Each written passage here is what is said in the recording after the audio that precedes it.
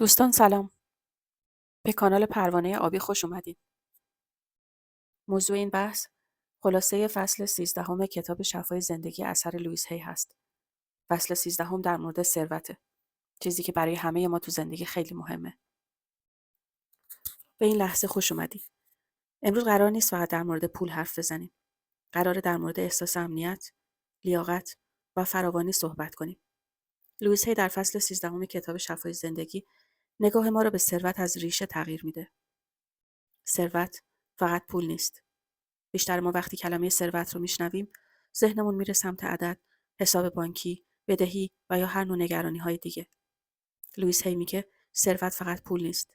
ثروت یعنی آرامش ذهن، احساس امنیت، اعتماد به زندگی و باور به این که کم نیستی. من لایق بهترین هستم و اکنون بهترین رو میپذیرم. وقتی درون ما احساس کمبود باشه، حتی با پول زیاد هم آرامش نداریم. و وقتی درون ما حس فراوانی باشه، زندگی راههای حمایت خودش رو آشکار میکنه.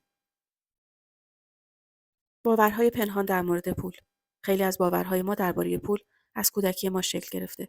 جملاتی مثل اینکه پول به سختی به دست میاد، باعث دردسر، آدمای پولدار دزدن، آدمای پولدار خوب نیستن، یا اینکه من لیاقت این همه پول رو ندارم. لوئیس هی میگه اینها باور نیستن. اینها برنامه‌های قدیمی ذهن هستن. و هر برنامه‌ای که آگاهانه انتخاب نشده باشه، قابل تغییره.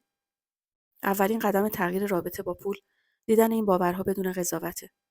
در این فصل لوئیس هی خیلی شفاف میگه احساس لیاقت کلید ثروت هست. تا وقتی خودت رو لایق ندونی، فراوانی در زندگیت ماندگار نمیشه. ثروت پاداش ارزشمندی درونی توست. وقتی عمیقاً باور کنی من ارزشمندم، من به اندازه کافی خوب هستم و من شایسته دریافت هستم، زندگی پاسخ میده. نه همیشه فوری، اما همیشه دقیق.